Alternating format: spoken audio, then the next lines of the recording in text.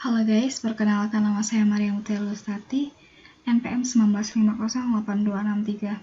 Saya berkuliah di Universitas Widya Dharma Pontianak.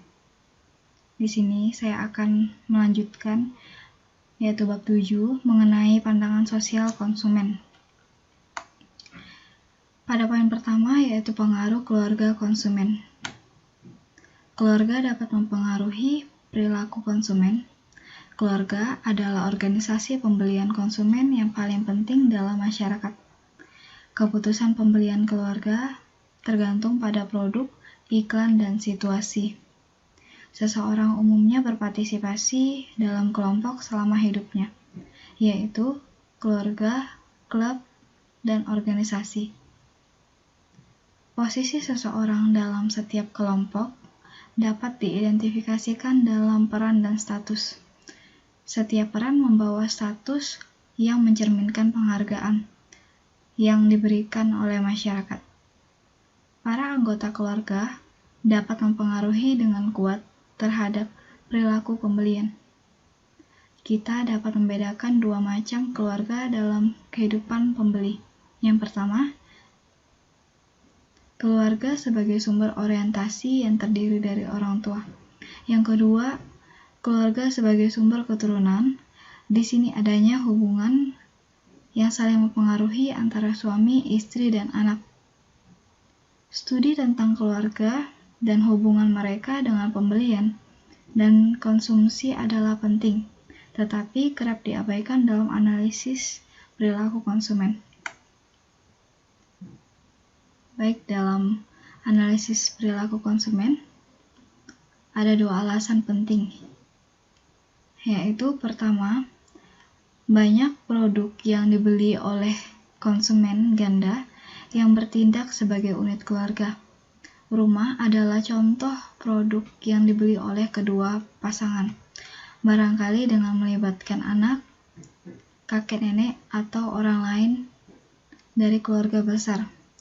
Mobil biasanya dibeli oleh keluarga dengan kedua pasangan dan kerap anak remaja mereka terlibat dalam berbagai tahap keputusan.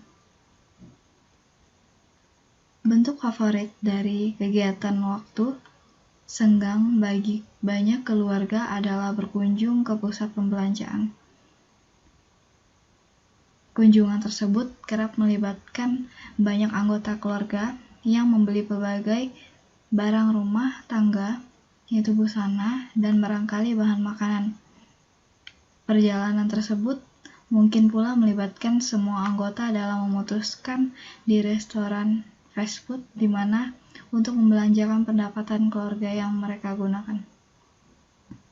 Yang kedua, bahkan ketika pembelian dibuat oleh individu, keputusan pembelian individu bersangkutan mungkin sangat dipengaruhi oleh anggota lain dalam keluarganya.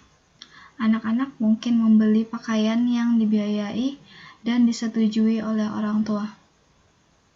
Pengaruh seorang remaja mungkin pula besar sekali pada pembelian pakaian orang tua. Pasangan dan saudara kandung bersaing satu sama lain dalam keputusan tentang bagaimana pendapatan keluarga akan dialokasikan untuk keinginan individual mereka. Orang yang bertanggung jawab untuk pembelian dan persiapan makanan keluarga mungkin bertindak sebagai individu di pasar swalayan, tetapi dipengaruhi oleh preferensi dan kekuasaan anggota lain dalam keluarga. Konsumen tersebut mungkin menyukai makanan dan kegiatan waktu senggang yang sama dan mengemudikan merek mobil yang sama dengan anggota yang lain dalam keluarga. Pengaruh keluarga dalam keputusan konsumen benar-benar merasap.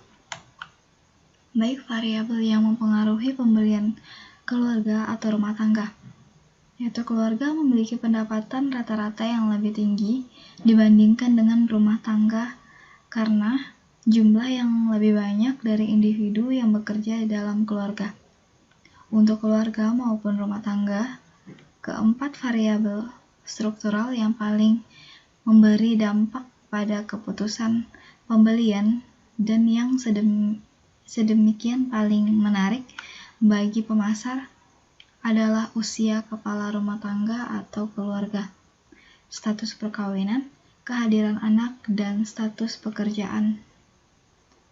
Keluarga sama dengan perusahaan, jadi keluarga adalah organisasi yang terbentuk untuk mencapai fungsi tertentu yang lebih efektif dibandingkan individu yang hidup sendiri. Fungsi yang paling jelas bahwa dua orang dapat mencapai lebih baik daripada satu orang adalah mempunyai anak.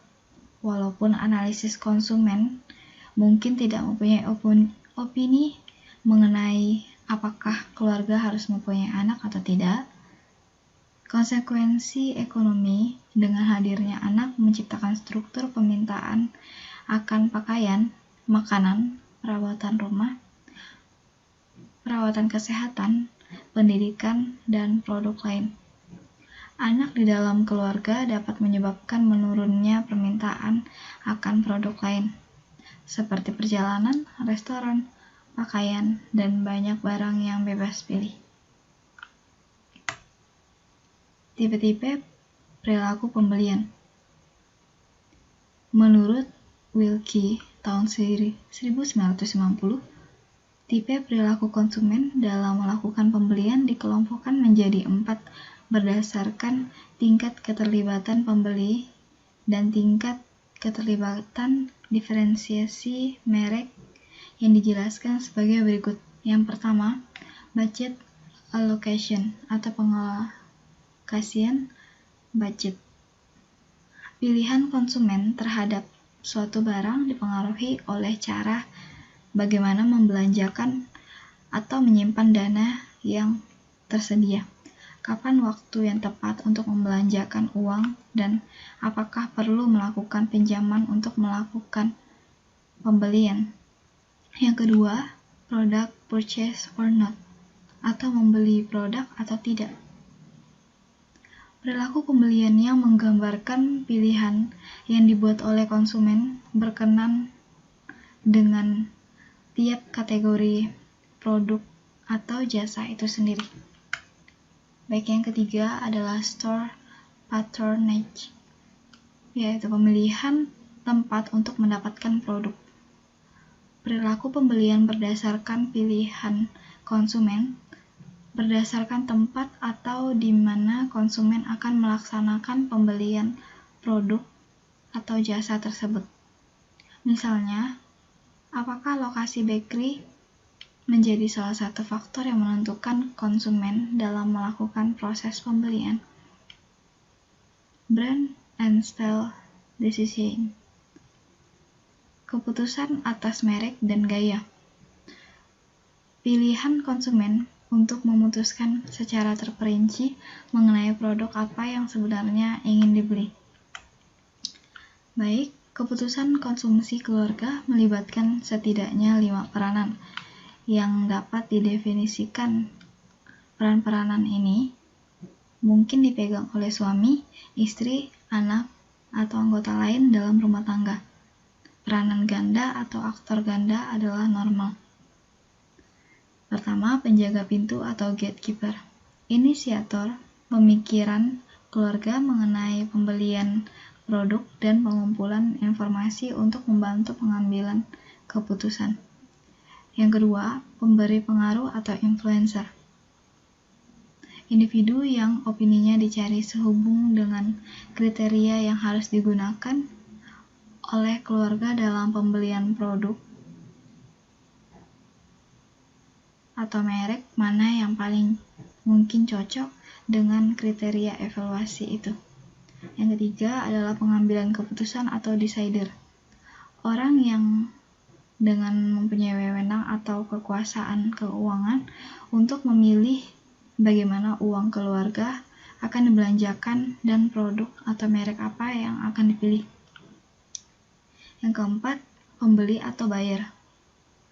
Orang yang bertindak sebagai agen pembelian yang mengunjungi toko, menghubungi penyuplai, menulis cek, membawa produk ke rumah, dan seterusnya. Yang kelima adalah pemakai atau user, orang yang menggunakan produk. Baik, pengaruh keluarga sangat berperan penting dalam pengambilan keputusan. Baik, pada poin kedua adalah pengaruh perkembangan sosial dan budaya. Faktor perubahan sosial budaya, adanya penemuan baru, entah disadari atau tidak, dalam kehidupan bermasyarakat akan mengalami penumpukan berbagai macam budaya. Hal ini disebabkan karena terjadi penemuan baru yang ada di masyarakat. Yang kedua, pengaruh jumlah penduduk. Seperti yang kita tahu bahwasannya Indonesia salah satu negara yang memiliki jumlah penduduk yang cukup besar. Nah, faktor perubahan jumlah penduduk inilah yang juga menjadi satu faktor perubahan sosial budaya. Yang ketiga, munculnya konflik. Dalam hidup bersosial, sudah sewajarnya jika menemukan konflik atau pertentangan. Umumnya, konflik muncul karena disebabkan adanya kemajemukan yang melahirkan berbagai karakter dan sifat, sehingga timbullah sebuah pertentangan satu sama lain. Berikut ada pengaruh perubahan sosial budaya, yaitu terjadinya revolusi. Faktor penyebab perubahan sosial budaya yang lain adalah karena terjadi pemberontakan atau revolusi. Nah, pada kasus ini, umumnya terjadi dari luar masyarakat. Revolusi terbentuk dari luar lingkungan alam fisik di sekitarnya. Misalnya karena terjadi bencana alam atau terjadi perang. Yang kedua, keterbukaan pada lapisan masyarakat. Faktor penyebab kenapa terjadi perubahan sosial budaya disebabkan karena keterbukaan lapisan masyarakat terhadap penemuan baru. Memang, tipe masyarakat seperti ini memberikan dua pengaruh, yaitu keterbukaan dan open-minded terhadap hal-hal baru sehingga lebih update. Yang ketiga, motivasi berprestasi. Terjadinya perubahan sosial budaya bisa juga disebabkan karena lapisan masyarakat memiliki motivasi berprestasi atau motivasi yang untuk maju. Itu lebih besar. Tentu saja, ini hak yang positif yang patut dipertahankan agar terjadi perubahan sosial yang bersifat positif. Baik, perkembangan sosial budaya di era global perlu disikapi dengan bijaksana, dengan mempertimbangkan kepentingan ideologi bangsa, wawasan Nusantara, ketahanan nasional, sistem manajemen nasional, kewaspadaan nasional, dan kepemimpinan nasional. Baik, menurut berikut adalah pengertian perubahan sosial budaya menurut para ahli di bidangnya.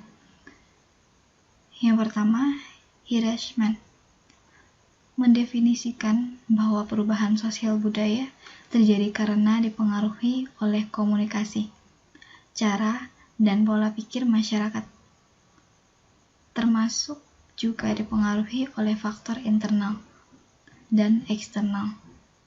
Faktor internal bisa dipengaruhi oleh konflik, perubahan jumlah penduduk, revolusi. Yang ketiga adalah pengaruh lingkungan kecil konsumen. Pada pengaruh lingkungan terhadap perilaku konsumen, yang pertama, budaya yang digunakan dalam perilaku konsumen mengacu pada nilai, gagasan, artefak, dan simbol-simbol lain yang bermakna untuk membantu individu untuk berkomunikasi, melakukan penafsiran serta evaluasi yang terjadi di dalam masyarakat. Pemasaran dipandang sebagai saluran di mana terjadi transfer makna budaya kepada konsumen. Fantastic Inflatable Water Park.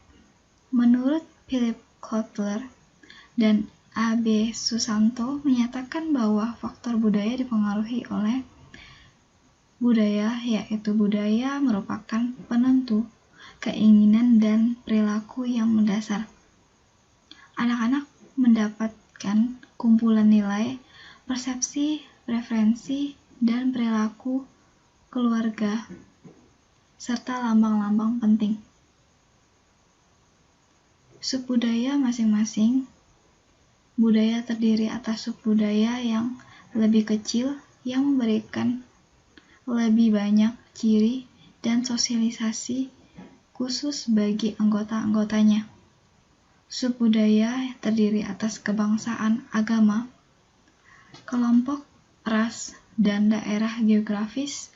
Banyak subbudaya membentuk segmen pasar penting dan pemasar sering merencanakan produk dan program pemasaran yang disesuaikan dengan kebutuhan konsumen. Baik, yang kedua adalah kelas sosial.